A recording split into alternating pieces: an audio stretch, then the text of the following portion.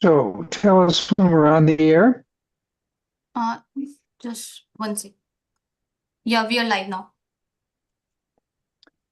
Hi there. Welcome to On the Air once again. I think this is our ninth podcast this year. I'm not sure exactly, but it's approximately that. And I have to apologize to start. That is, today I'm on my cell phone, and so is Sandra Raymer, who is normally with us as well. She's on the cell phone. We've lost internet here in Santa Fe, New Mexico. Quite common occurrence here where we operate on the basis of tower to tower connections. And for some reason, we're just down. We've been down all day. So, anyway, I apologize for that. Sorry about that. We have a good crew of people here today for sure. We have myself, of course, and Sandra, and we have Wolf Fellner as usual. And we have Lisa Kush from Saskatchewan, Canada, as well. And it's great to have her here. We've missed her. She's had some challenges in her life, so she hasn't been here, but we hope to see her on a continuous basis starting today, I hope. And then we have a guest who we all know well amongst the four of us, that is myself, Wolf, Sandra, and Lisa, and that's Matt Dewar. Matt Dewar. And I'm going to let Matt introduce himself mostly, but I do want to say a few things myself. First of all, we have been connected with him quite fiercely, let's say, for a number of years, and he's been through our different, a number of our different programs at the Professional School of Behavioral Health Sciences. He's certified in breathing behavior analysis and so on. And he's been an incredible individual to work with on the subject of breathing. And he's brought what we're doing in a major way into the field of education. He has some very unique background, very unique involvements that you'll hear something about as he introduces himself. But I just want everyone out there to know that we're really pleased that he's here today. So, Matt, maybe you could introduce yourself a bit further than what I've said. Give them an idea who you are, what you're up to, and where you're doing your work, and then lead into breathing and education, and then we'll get involved as you move along. But we also want to know how you became interested in breathing and moving forward to actually academically learn more about breathing and become certified. Yeah, that's a lot, but we'll It's a lot. We have we'll all the time. yeah, we'll unpack and have fun along the way. First of all, it's so good to see all of you. It has been a minute since we were all in the same virtual space at once. I've had extensive conversations with all of you individually in the last few years, but I've definitely missed the positive mojo and interest in breathing that all of you bring and having us all together at once. So this is great, and I appreciate the invitation. I guess most simply, by trade and training, I'm an educator. I've been an educator at the secondary level, high school level, for going into my 24th year. Starting in 2 weeks, I'll start my 24th year. And during that time, I've been in the classroom, and I've also been a district emotional wellness and mindfulness coordinator for 10 years in there.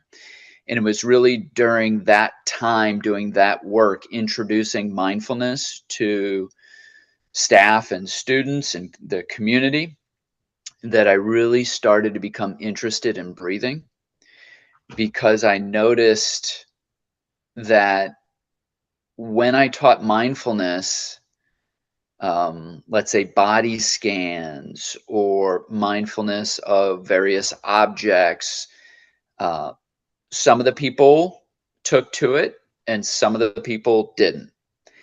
But when I started focusing on breathing, it was as if I tapped into this innate curiosity that we all have about our breathing. And I noticed that I would be in a room and suddenly everyone was participating in the activity in a way that they hadn't prior to focusing on breathing. And longer story shorter, it just kind of it took off. I ended up writing the mindful breathing workbook for teens with New Harbinger.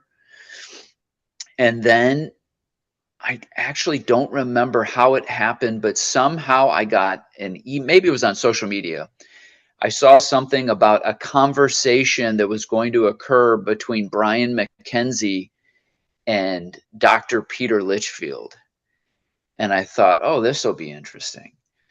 And I knew Brian McKenzie, but I didn't know this Dr. Litchfield. And so I attended this, I don't know if it was a webinar or whatever it was, but it was an interview. And Peter's talking about CO2 and dysfunctional breathing habits and capnography.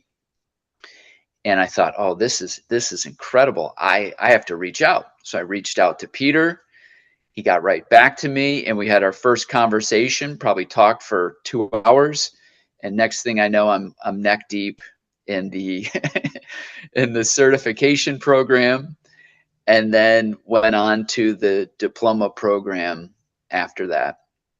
And then in terms of my academic background, my doctorate's in philosophy of education, specifically the phenomenology of health and well-being.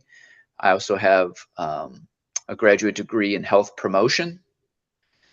And then through all of this work in schools and outside of schools, it led me to pursuing, now I'm finishing up another graduate degree in clinical mental health counseling, where I hope to take what I've learned in the area of biofeedback and capnography and used it in a more clinical context. So I'll stop there.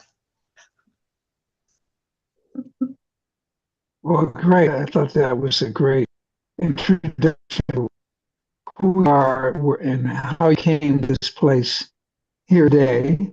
And so you kind of lead out conversation on how you see breathing as an important subject that, for example, and faculty and others in school environments, what they show about breathing. Oh, you're cutting out a lot. Oh, okay. Let's turn off. Let's turn off. Yeah, very, very garbled. Okay. Now, is this better the way it is right now, So or is far. it still the same? I'm sorry. Say again. It's Better, significant. It's better. Yeah. It is better. Yes. Yes. Okay. You can hear me okay? I'm sorry, everybody out there, but there's nothing we can really do about this. This is we're now using cell phone towers, which are far away from here, just to do this conversation. Matt, I was just asking him whether maybe he could tell us about a number of different things, whatever he chooses. That is why he thinks knowing about breathing on the part of faculty and students and administrators is important. Why should people be looking at that? And then what, from a practical perspective, can be done, bringing awareness of breathing to students, faculty, and so on. Why don't you just take it from here, Matt, and then we'll just follow along. Okay. Yeah. I think I would first zoom out a little bit and situate breathing within the larger context of social and emotional intelligence, specifically the skills of self-awareness and self-regulation. And I know that's a bunch of jargon, but I think awareness of breathing and the extensive impact dysregulated breathing can have on someone psychophysiologically is incredibly important. And I think one of the big issues in education right now at the classroom level is that too many teachers assume students walk in the door of the classroom regulated, and ready to learn. And I think that that is misguided.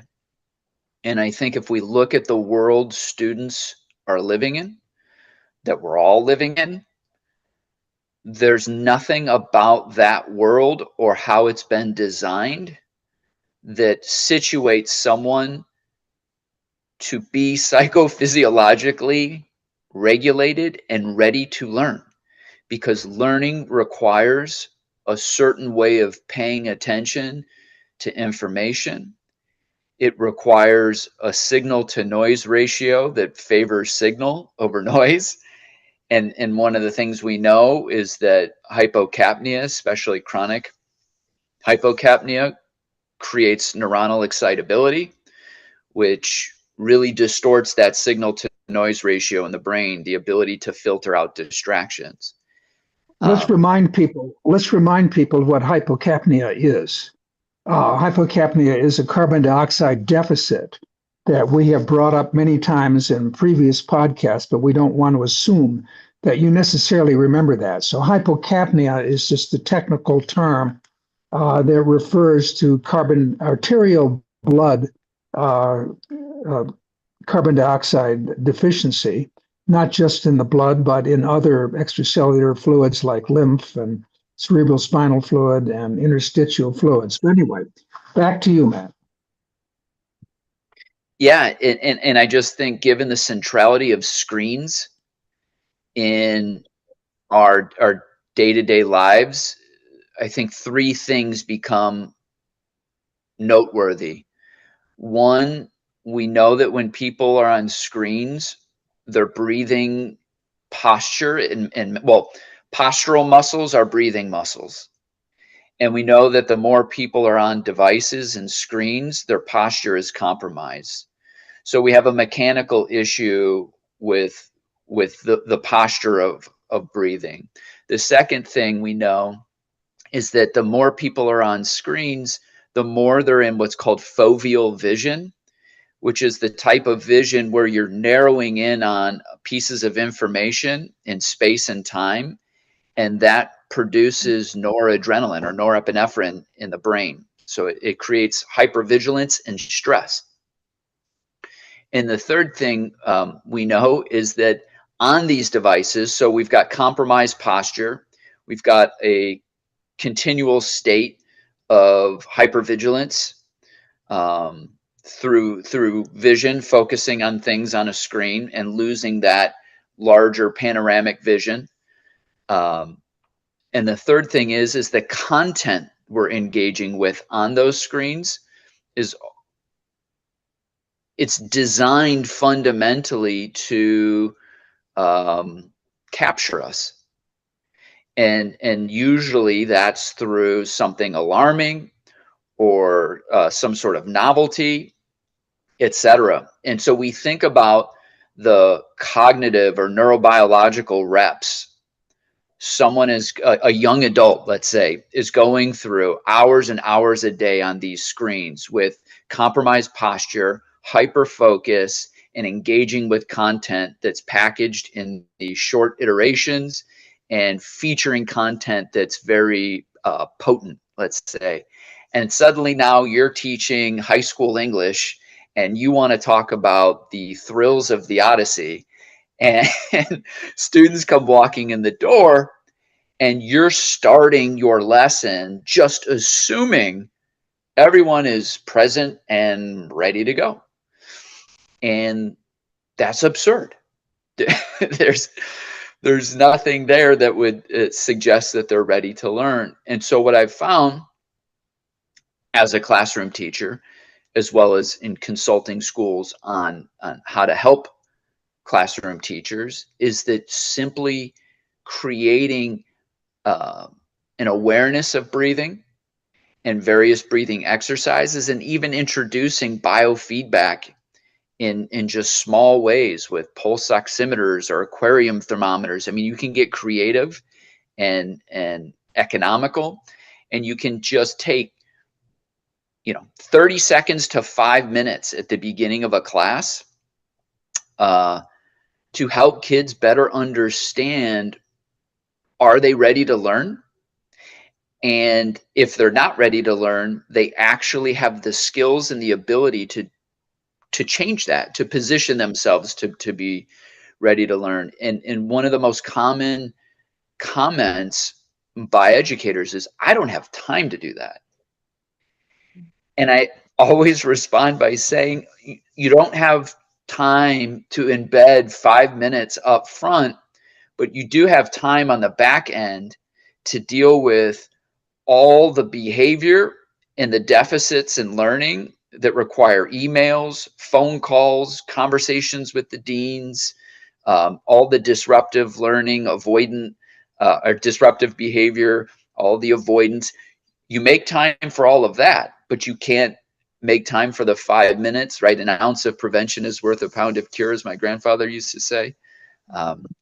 So I'm rambling, but I think that's the place where I would start. And breathing is just such an incredible opportunity to help learners understand what is my level of readiness to engage in the content right now, and what can I do to recalibrate, to position myself to have more success in the classroom for the next 50 minutes. Mm-hmm. Yeah, Yeah, great. Thanks for that. Thanks for that, Matt. I was wondering, can you share a little bit more about what it might mean from a breathing perspective to help students so that they're ready to learn? What might that mean? Just so folks could have a sense of what's involved in that. Yeah. One of the things this is anecdotal, but one of the things after starting literally hundreds of classes with just simple awareness of breathing is, where you feel the sensation of breathing can be a cue or a window into the state of your nervous system in that given moment. And what I mean is this zone up in here, if that's where your awareness kind of reflexively lands when I, as the teacher, say, let's take a moment, let's clear off the desk, find a position that's upright and comfortable. You can close your eyes if you feel goofy closing your eyes. You can just have a soft downward gaze. And I invite you to simply explore, what is it like to be you in this moment? Mm-hmm. And so I just give them a moment just to stop the noise and just simply be present. And then I always bring them to notice the body and notice the breath. And notice any tension or unnecessary effort attached to your breathing. And if you notice effort or tension attached to your breathing, where is that in your body? Right? And when we process after these exercises, I would say 80 to 90% of the time, it's up in here. They notice it up in the throat and the top of the chest. And so just simply, and I know one of the things that was so revolutionary for my mind, and I'll never forget, I think it was the first or second class of the certification program where Peter made the point, breathing mechanics don't necessarily correlate with respiratory chemistry. You can't always infer if there's a stable chemical axis based on one's breathing mechanics. And so that awareness of the tension here, et cetera, isn't necessarily a larger commentary on, oh, these students must be hypocapnic. That's not what I'm saying. But what I am saying is that that effort attached to breathing often is correlated with more effort attached to the breathing, and that effort is psychological. And we know often that that becomes a foundation or a catalyst for dysfunctional breathing habits. But for me as the educator, I think for the student, that's a cue when the breath is migrating up. That tends to happen in a state of overstimulation. And when you think about the conveyor belt of learning that students are on throughout a given day, at my school, 3 days a week, they're going through 8 periods. And some students don't have a lunch. They schedule through their lunch.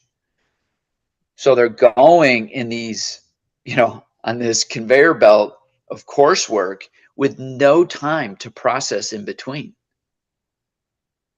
And so you think about the deterioration in cognitive capacity in the second half of the day. Well, what a wonderful opportunity just to stop and bring awareness to the body and breath and create a little space where someone can just take a moment, literally, and breathe and process everything they're learning. I don't know, did that answer your question? I think I answered more than your question. Well, I appreciate hearing a little bit more about the process or a process that you're suggesting students can engage in. And it sounds like you've actually been offering this process or offering it to teachers for students to engage in. Have teachers who have utilized it, or you or other faculty providers in school systems who have utilized considering breathing and the science of breath and the behavior and the mechanics and what we talk about in the education program, have they actually reported changes in students' capacity to take in information or to learn, or the way that they are present in the classroom? Any thoughts on that, observations in terms of what you've seen? Yeah, I think what you're describing is the future of this work. How do we start demonstrating empirically how impactful this type of work is? The best I've seen within my own district is I worked with, I think it was a AP calculus class, 2 sections of it, and we did a mindful breathe. This was actually before I did the program with all of you. And we had a Likert scale, and I think it was 10 or 12 questions about subjective perceptions of stress and sense of competency in the subject matter.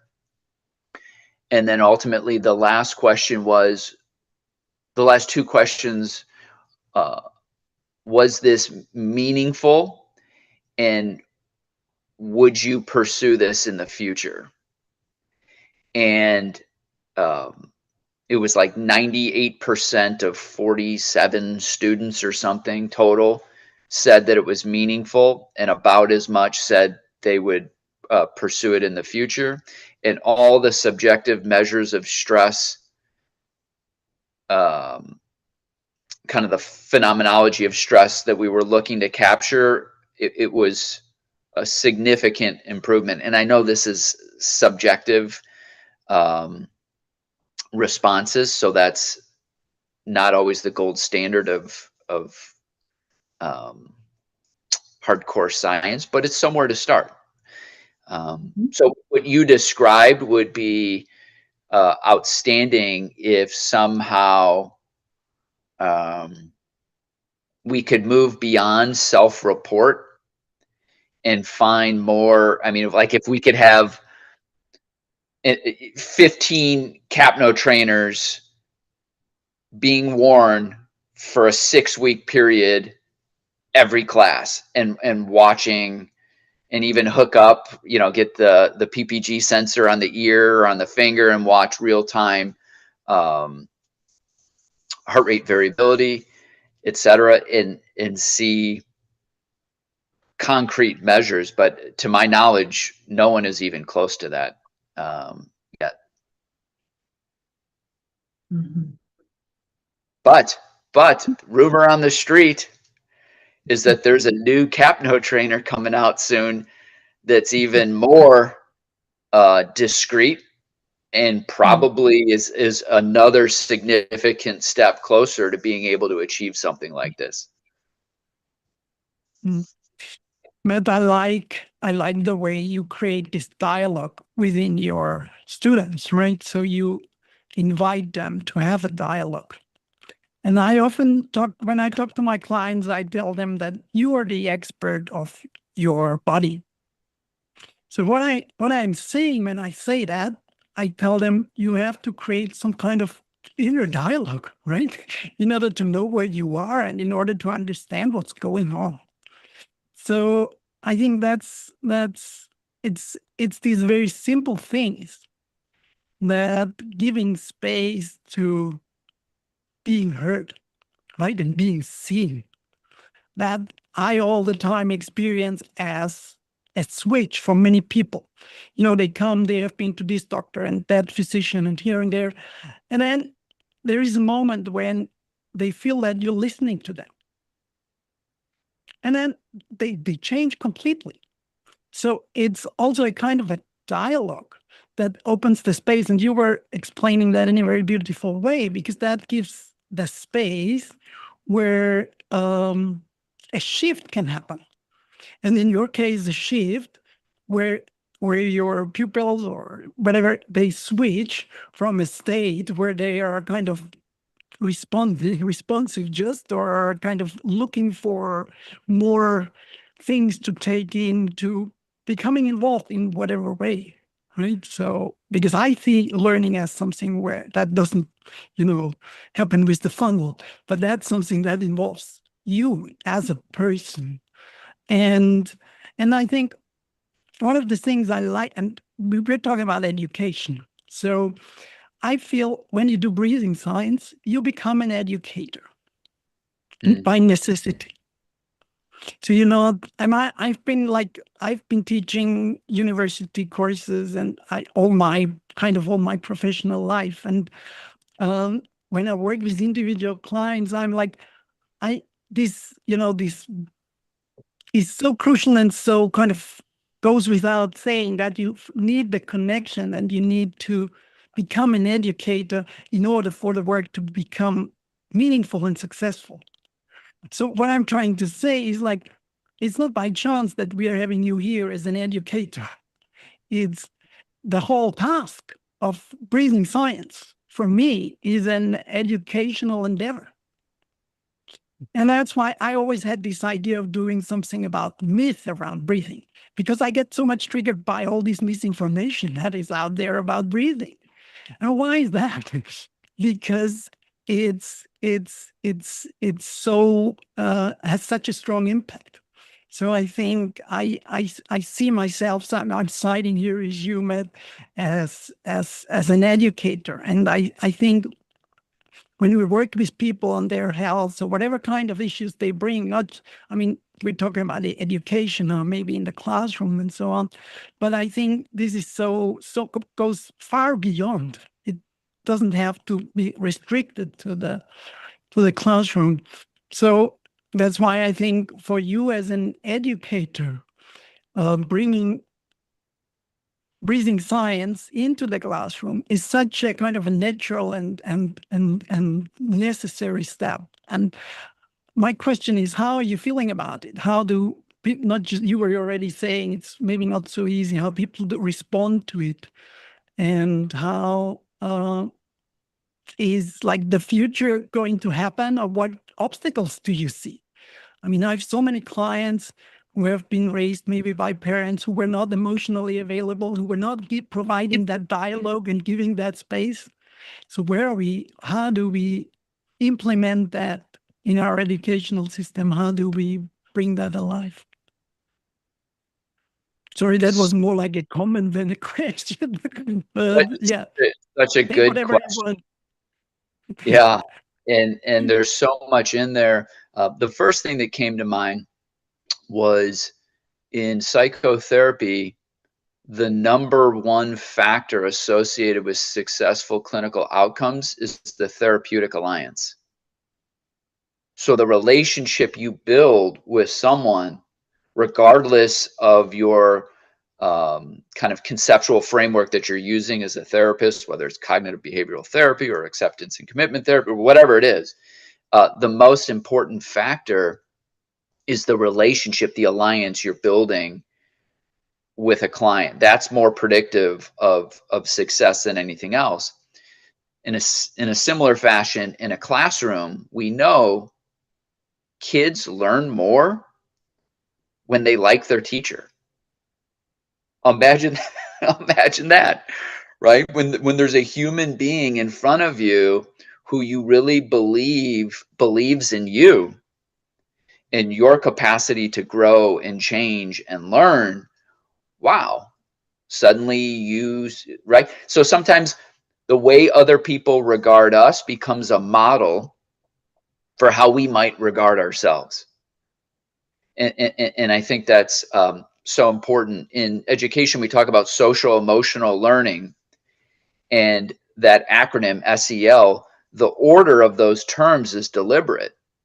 Social connection creates emotional safety, which optimizes learning, right? So you have to have that social piece that you're talking about, Wolf, that relational piece, that connection, to create that sense of emotion regulation and safety that then positions us to be open to new possibilities, to be exploratory about the world and about different subjects and ideas, etc. But we can't get there if we're in a classroom where we feel that the teacher doesn't care about us, or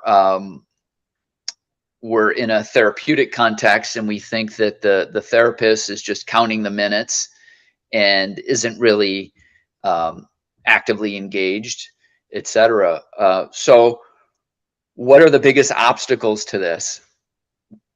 Well, in light of everything we just said, it's people who are in these roles as a therapist or as an educator who don't understand the primacy of the relational aspect of the work.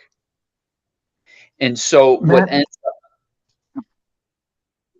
I don't mean to interrupt you. I wanted to make a comment that I think is important, is that what you're describing is the foundation of the way we do breathing behavior analysis work. Yeah.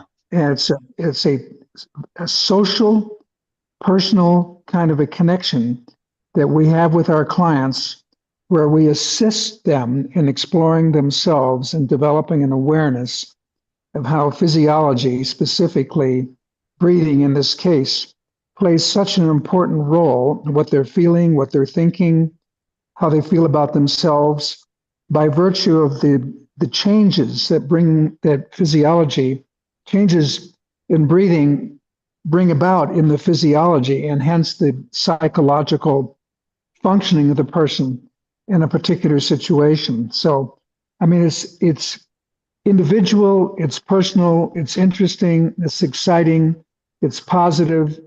Even when it's negative, it's positive. We work together as a team with our clients to help them learn something new. So I think what you're saying is parallels what we try to teach in our breathing behavior analysis work 100%.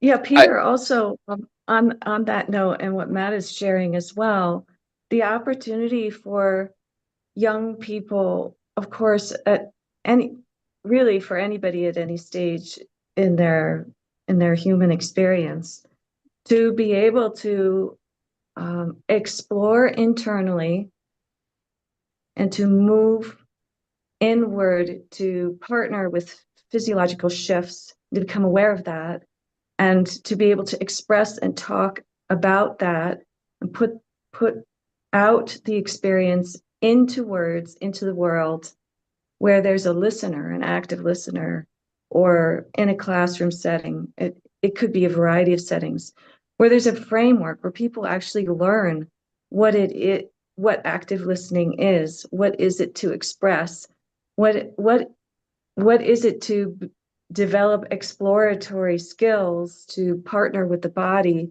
and also to have live data feedback to recognize physiological shifts. So it can, having that can help reduce self-consciousness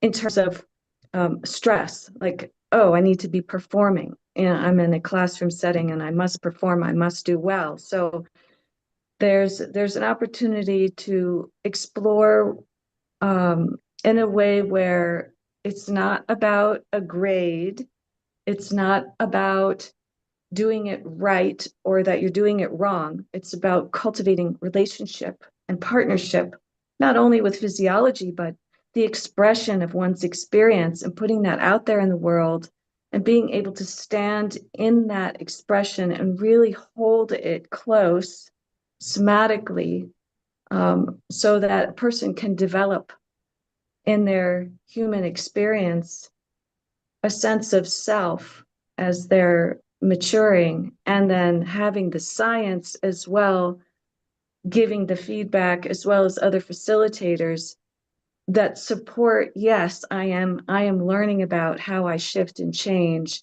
and this is not wrong, it's not necessarily right, I'm just cultivating self and who I am becoming in this moment, and that can change. And partnering with breath and physiology, body, mind, and all the shifts that are happening so dynamically, especially young people in public school settings where that's very dynamic, to be able to shift inward and outward, and to do that in a way where one doesn't have to give up self to be accepted, but rather to wholly partner with self and physiological shifts as a form of what it is to maturate in the human experience. So I'm really appreciating that we're touching on that as well, this outward, inward, and learning to be resilient that way, rather than fixated on external performing only. Of course, both, being in the world is just as important as being inward, and learning how to access that way, and having science behind us, where we have live streaming data to provide that feedback. Wow, I mean, really can take learning to a whole nother level about self, partnership, community, and subjects, etc. So yeah, that's we're just like diving into a very rich territory here. There's so much here, and everything you're describing requires a shift in how we conceive of the ultimate ends of education. Yeah. If education is just about job preparation, then none of this matters. None of this matters. The kids come in the door, they need to shut up, they need to listen, and I'm going to expose them to various units of study and concepts, and they need to demonstrate proficiency in those things, and they get a stamp and they move on. And if that is the model of education that or the paradigm that you're operating within, everything we're talking about is completely irrelevant. So connecting what you're talking about, Sandra, with Wolf's question, what's the biggest obstacle? The biggest obstacle is how we conceive of the project of education in the first place. And my first book was actually a truncated version of my dissertation, and it's called Education and Well-Being and Ontological Inquiry. And it's essentially about this exact topic. What is education actually about? And if we trace the etymology of education and the etymology of well-being back to a more original source, and we look at original conceptions of both education and well-being, we see that the two were just different way. The two terms or the two projects were different ways of talking about the same process. And somewhere during, let's call it the Industrial Revolution, you really got a different kind of conception of education. And it is, I'm not the first person to have this take. It is kind of fundamentally dehumanizing. And so as long as we embrace that and adopt that, then all this stuff that we have, this technology and these insights and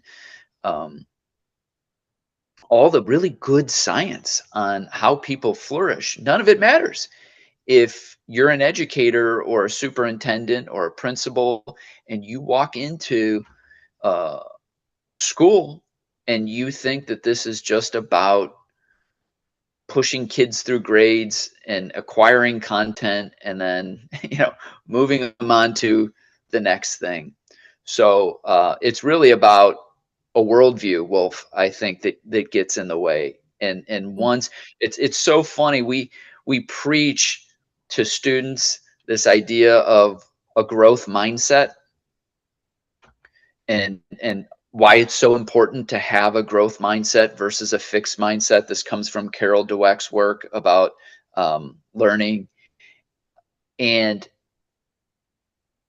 it's just ironic that so many educators are coming into the work that they do with a fixed mindset, not a growth mindset. And I think if we really did have the growth mindset we want our students to have, we wouldn't be teaching the way that we're teaching. We'd be teaching a lot more in tune with what Sandra was talking about. Yeah.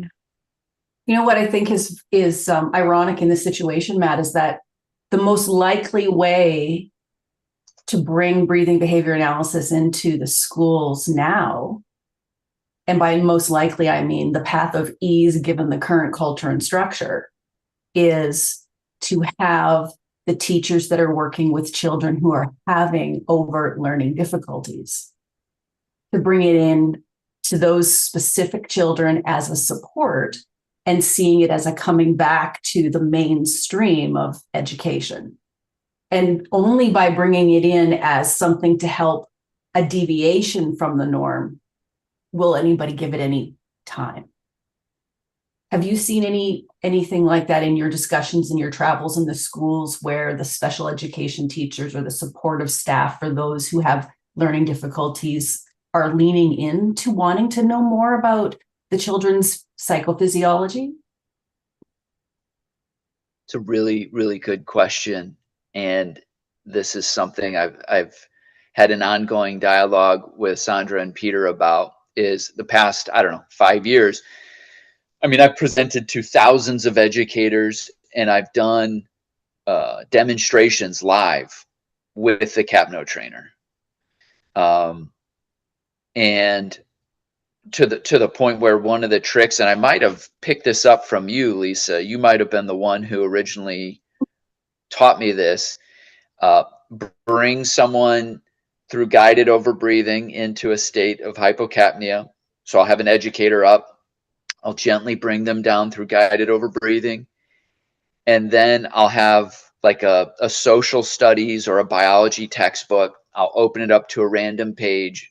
I'll say, read this out loud to everyone. They'll read a paragraph and then I'll close it and I'll say, tell me what you just read. And they look at you and they're like, I have no idea. Right? And so then you bring them back to eucapnia, which is, for those of you who don't know, that's where you want to be, between 35 and 45 millimeters of mercury of CO2. That's kind of homeostasis. And it's worth noting that for every millimeter of mercury drop below 35 millimeters of mercury, that represents a 1 to 2% reduction of blood flow to the brain.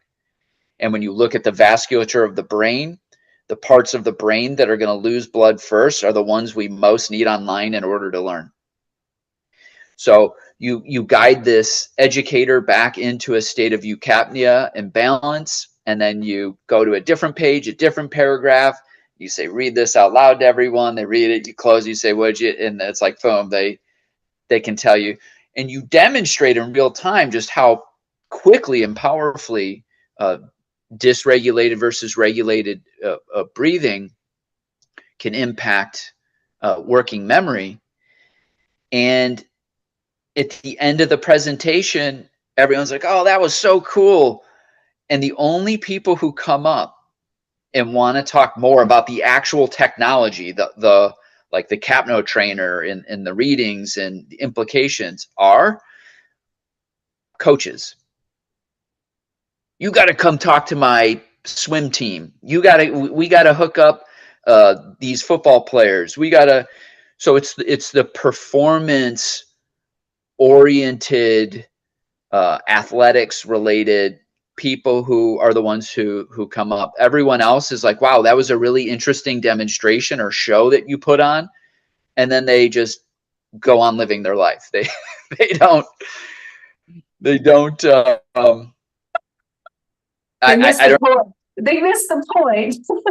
They miss the point. And I've had this conversation, I don't know how many times, with Peter and Sandra. Like I even had an opportunity a year ago to present in front of about 120 superintendents from some of the largest school districts in the country, and was able to present all of this. It was all on stress. I do a presentation called Stress Better, and a portion of it is demonstrating the capnography and CO2, et cetera. And they had pulse oximeters and finger sensors for temperature. And I was showing how low CO2 changes temperature and all this stuff.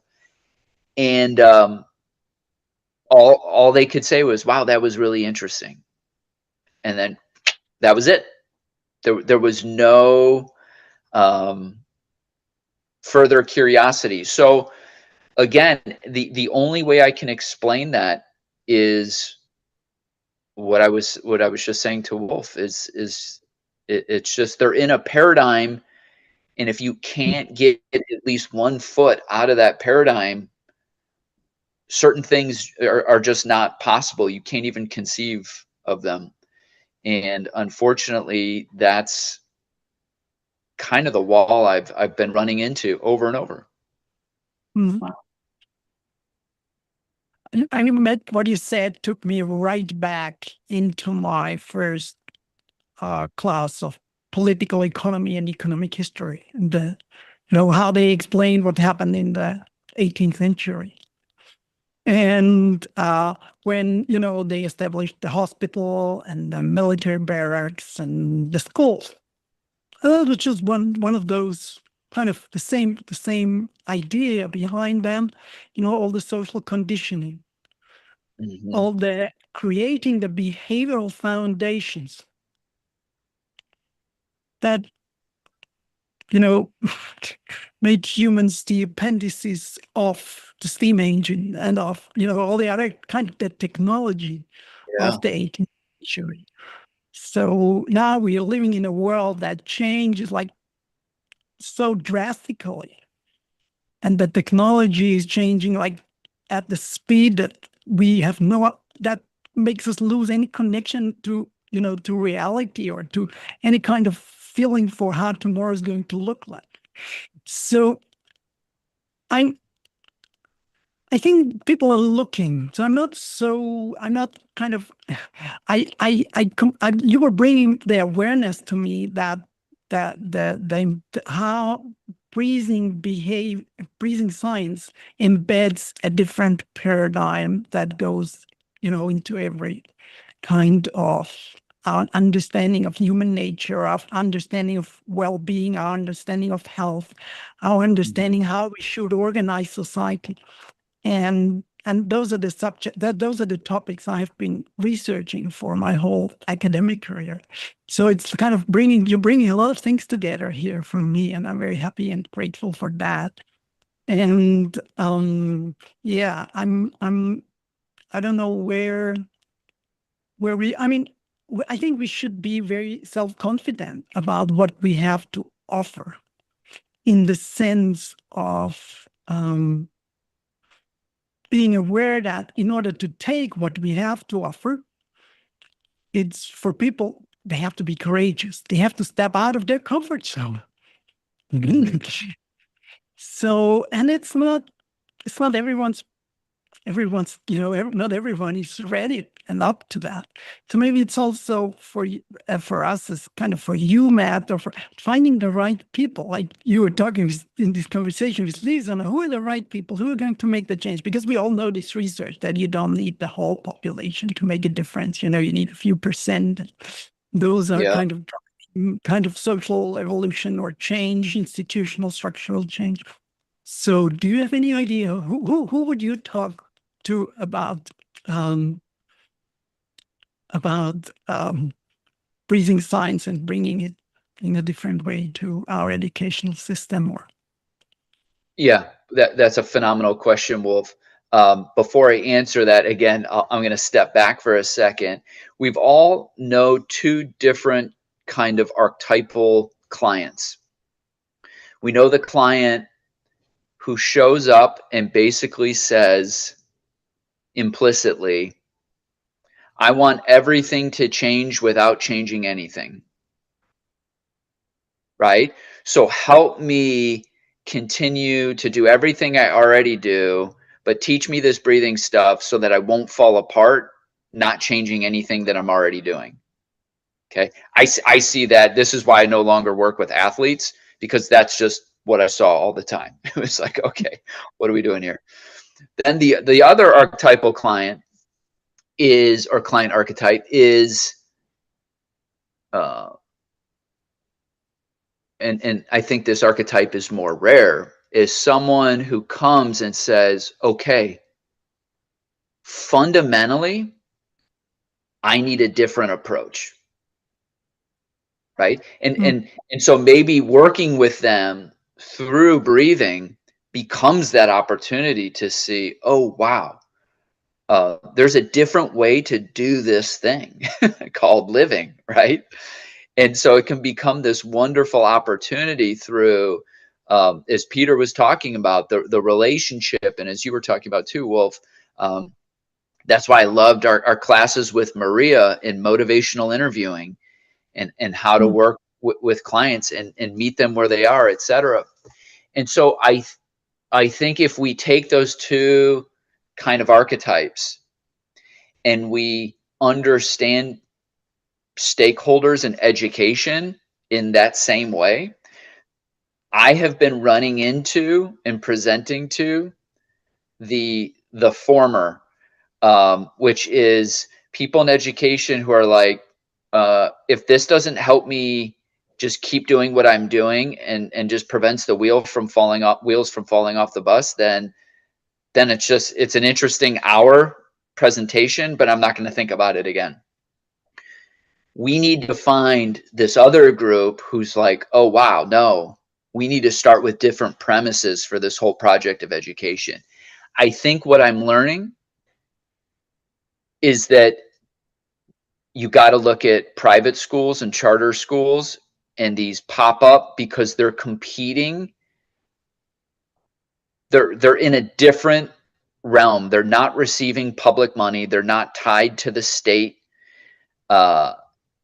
And so they're competing with each other to be more innovative, to be more attractive, because if they don't create that buzz and that appeal and differentiate, then I mean it's capitalism 101. They're just going to disappear. So they need to show that they're approaching learning in a way that's unique. And I think that in the field of education, that's where I've had very limited exposure. I've been way more in the public education realm and some private, like parochial schools, Catholic schools, etc. But mostly public schools. I suspect that these other types of schools are a much better place to kind of grow roots with this work.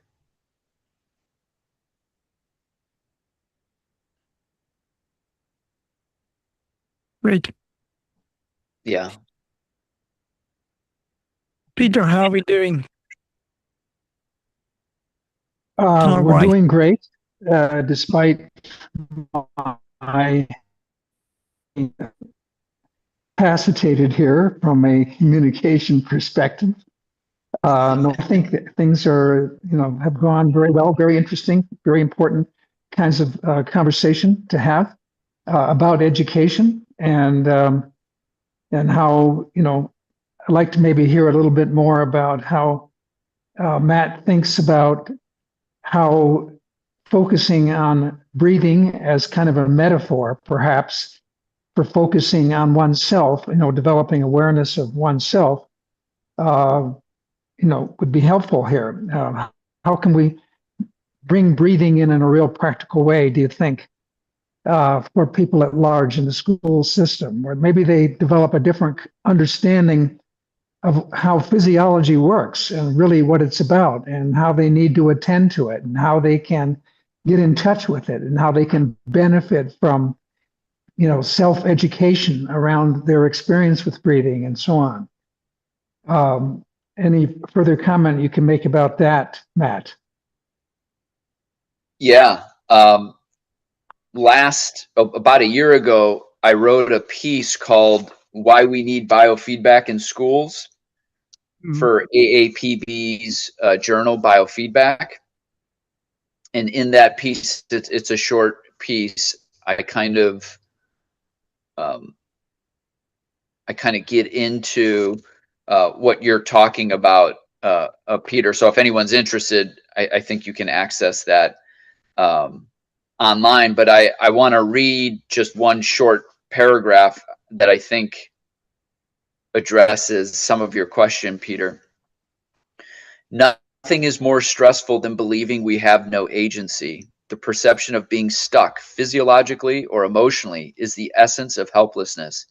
Biofeedback gives students evidence that they can create change from the inside out and do not have to rely on self-destructive, outside-in, maladaptive coping strategies such as drugs and alcohol.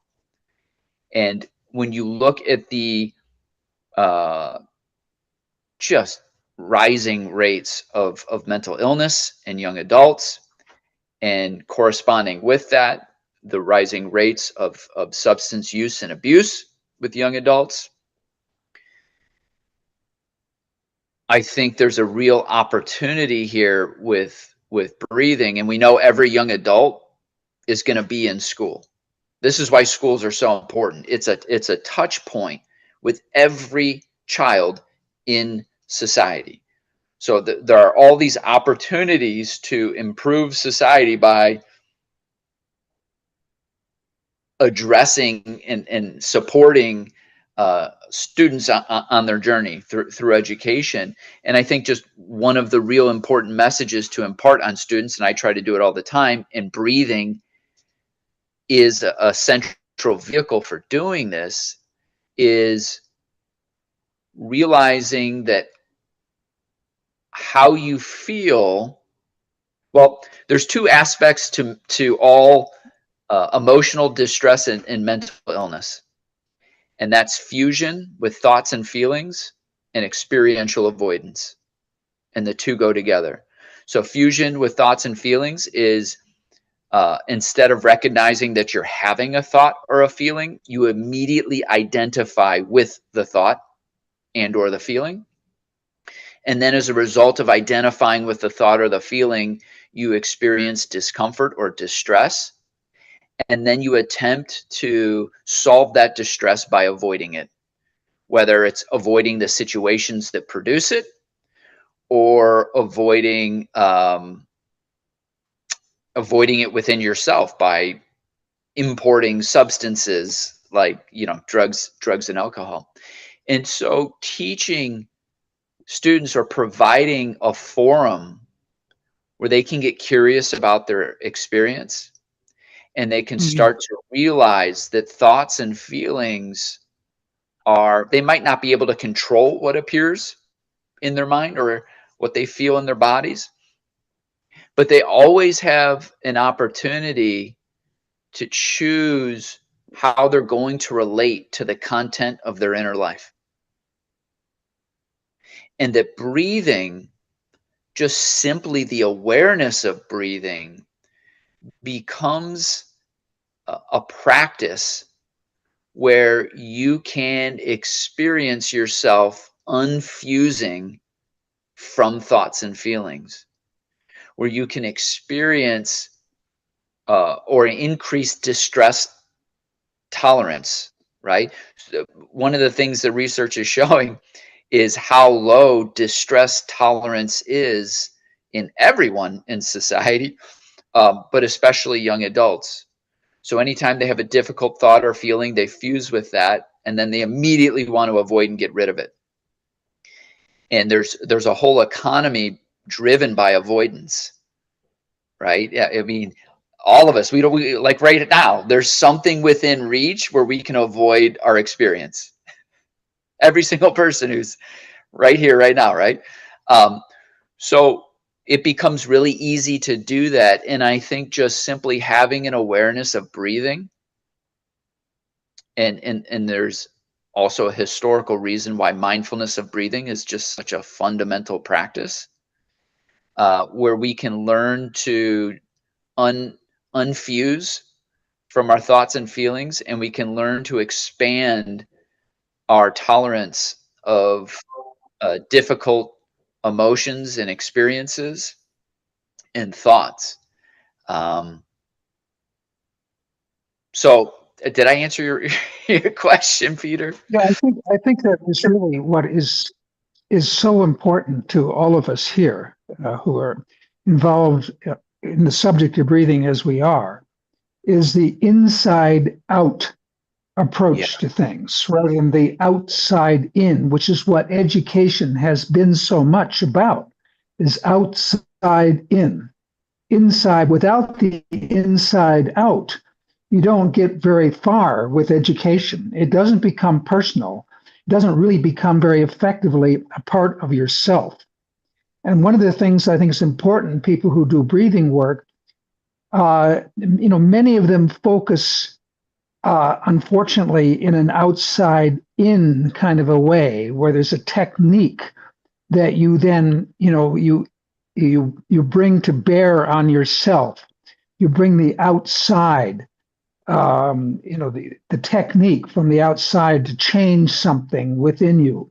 I think what's important in our work is we have people focus on breathing as a form of self-regulation, where it's automatic, where there's observation, not just manipulation. The observation, as you've been pointing out all along, is so absolutely critical and in education. And in breathing, one thing I always mention is that, as an example, I'll ask a group of people to focus on their exhale, and I want them to observe the exhale. I want them to observe what the body is doing on its own without them. What is my body doing? How is it affecting me? And when I do that, immediately afterwards, I'll ask people what they observed, and their answer is almost inevitably what they did, not what they observed. And very few of them really come forward and tell you what they discovered about their bodies and how their bodies are doing the breathing and how it's affecting them and how they feel, as what they feel as a consequence of that observation and so on. It's always about what I did. The best way to breathe, they tell me how, what they do makes a difference somehow for them, rather than just sitting there and becoming aware of what's happening around them, in this case, specifically within their physiology. And another part of that is that, when you focus on the exhale, for example, and you really observe, you can do things like discover the reflex that's embedded in that respiration, so that you can experience what's driving the respiration. And you experience that psychologically. You experience a need for air. You experience some air hunger at a certain point when that reflex comes in. And that's really the psychology of that physiological change that's there. And you can discover it through observation, not through manipulation, that you're present for it there. You understand that your body is a psychological enterprise when those feelings come forward within you. That kind of thing, that kind of exploration, is something that work in breathing can really help people come to understand in a much broader way. It's not just the breathing, but it's about your life and how you come from the inside out. And so I think what you had, the way you summarized things just now was really excellent. I really appreciate your presentation of that. Thanks a lot, Matt. Yeah. Just a quick follow-up. I think continuing that line of thought and getting a little bit more nuanced with the actual kind of this breathing science and breathing behavior analysis is one of the things you see in counseling or psychotherapy is agoraphobia. And this is where it's chronic avoidance of places and situations that one believes engenders a sense of, let's say, anxiety, right? Let's say someone has social anxiety, and so they avoid social situations. So you get this really powerful operant learning pattern here, driven by negative reinforcement, that you avoid the social situation, then there's no anxiety. And what I think is so, which of course only makes the anxiety worse over time, right? So it's a very short-lived relief. It's just making the background problem worse. What I think is so interesting about the work that we do with the Capno trainer is that I think we develop agoraphobia interoceptively. That there are places in the phenomenology of breathing that bump us up into uncomfortable experiences. For example, for many people, the end of the exhale tends to be a place where people experience and are sensitive to CO2. So you get agitation or discomfort or air hunger at the end of the exhale. So what do? You develop an agoraphobia almost of the end of the exhale. You avoid it. So you cut off the end of the exhale, and what do you achieve? You achieve avoiding the discomfort of experiencing this CO2. Okay, well, now I have relief. But now I've just established through negative reinforcement, I've removed something uncomfortable. Now I've just laid the groundwork for chronic overbreathing. This is the foundation for developing dysfunctional breathing habits. You just gave a good example of it. Yeah. And so now, without even realizing it, I'm stuck in this operant loop driven by negative reinforcement, removing something uncomfortable. But in the background, I'm lowering my tolerance to CO2. And before I know it, after 6 months, I'm having all sorts of issues, all sorts of phantom symptoms. I've been to the emergency room 5 times. They tell me, take these pills. It's all in your head. And I end up seeing a Dr. Litchfield or a Dr. Fellner. And they say, oh, wow, I want you to notice or experience the end of your exhale. Let's get curious. What do you notice there? What do you, right? And so this process of breathing behavior analysis is, that what I just said, fusion with thoughts and feelings and experiential avoidance. This practice is so powerful because it's teaching us how to be well internally.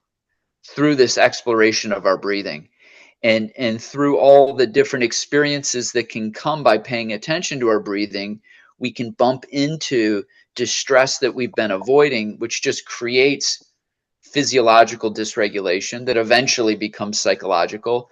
And as Peter's talked about, the chaining of these kind of learning patterns, and now you've got a real complex problem, and this person's going into traditional medical system where everything's compartmentalized and no one understands anything that's going on with them, and they might be lucky enough to stumble into one of us and get to experience this process of self-exploration that Peter's talking about, and for the first time learn how to live from that inside out perspective, and using breathing as the vehicle for doing that. So I'm rambling, but I'll stop there. Wolf, you were going to say something? Yeah, no, We have any final comments? Yeah, go ahead, Wolf. Yeah, I just wanted to emphasize the importance of moving away from fusion to internal differentiation. I mean, one of the things that are very often fused is kind of, like you were saying, air hunger and fear and the stress response. Those are very different things, and they can be separated. And exploring that and experiencing that air hunger does not necessarily have to be associated with fear, or a stress response can be so empowering, because you can have your stress response, and you will. Everybody has it, right? It's part of our physiology. So we deserve to get stressed occasionally, right? Shouldn't get stressed with every breath, because we're exposed to air hunger, right? So it's so important, and it's this learning process is unavoidable if you want to disentangle that fusion that kind of is established so easily, completely unconsciously. And so I just wanted to say that I think that is really, really an important thing. And you were mentioning biofeedback, and I was wondering if you have, because when we were talking about doing simple demonstrations, and we all work with the Kepler trainer, and I was wondering if you have experience with other kinds of biofeedback modalities that you feel like they are good ways to teach that, or to point out that aspect, that importance of going inside and working from the inside out. Yeah, great question. Yes, after the program, the diploma program, I spent probably 2 years. I think all of you know Chris Gilbert. He was incredible, and kind of mentored me on a regular basis. And through working with him, he was introducing me to other forms of biofeedback, and integrating or connecting them with breathing and everything I'd learned in the program. So I've done skin conductance, skin temperature. Obviously, we did HRV in the program. And just quickly as an aside, I mean, the world of HRV has been blown up in the last 6 months by Paul Grossman and colleagues. I mean, I've got the paper somewhere here, the why the polyvagal theory is untenable. So if anyone's watching this, and this is Paul Grossman and I think 39 colleagues, just beautifully highlighting 12 different science-backed. It's about time. Yeah. Paul Grossman he's been a hero of mine since around 1980 or something like that. He's a true scientist. I mean, he's an outstanding professional in the field in psychophysiology. And I wonder if you could send me a copy of that article. that recent Absolutely. article? And Yeah, I mean, Paul Grossman is really great. I recommend that any of you out there who are listening that you take a look at this article that Matt's talking about because it no doubt summarizes what he's been working on for decades. He's a person who really brought the whole notion of heart rate variability to into psychology in a really relevant way a long, long time ago before it became of any great interest to people at large like it is now. And I think there's been a real, unfortunately, a pseudoscience that has developed around the subject of heart rate variability, which of course happens, in regards to lots of exciting things that come forth from science. They get drawn away from the science and a kind of a pseudoscience gets created around it. I mean, that's the nature of being a human being, where people are drawn to taking something exciting and taking it somewhere else and implementing it in a different way. But anyway, I would love to see that article. I haven't actually read that article, so thanks for sending that to me. We're going to have to finish up here. I wanted to see whether anybody else has any comments they would like to make here at the end, if Lisa is still here, or Sandra.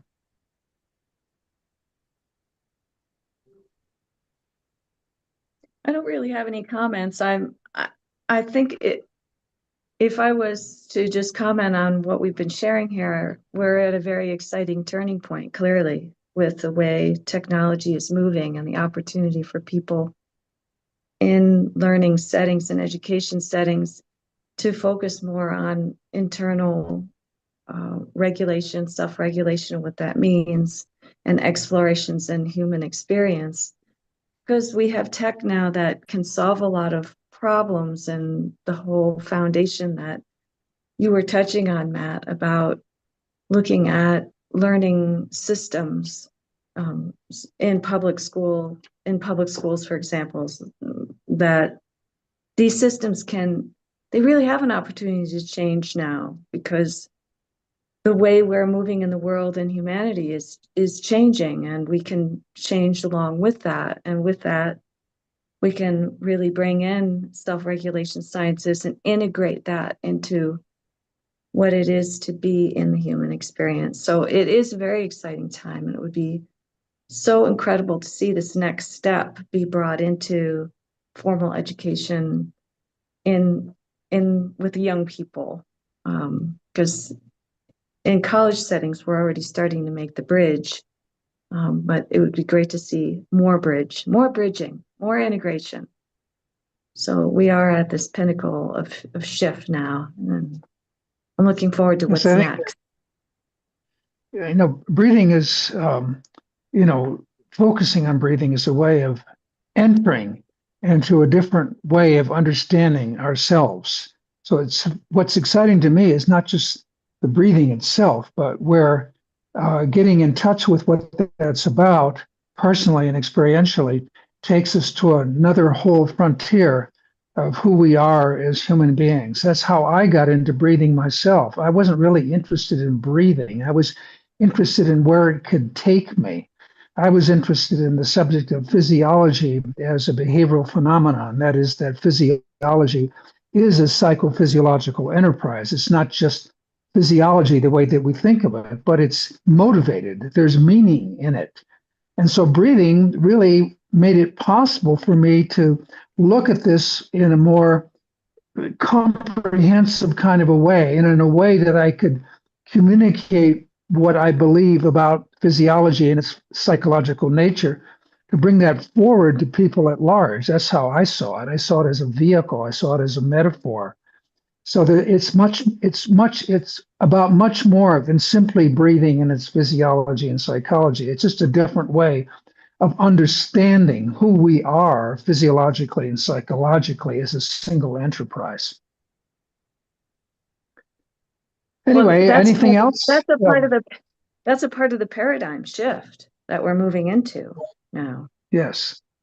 As Matt was saying, we're not just learning to go into a profession anymore, or to fix whatever we're going to fix, pipes, plumbing.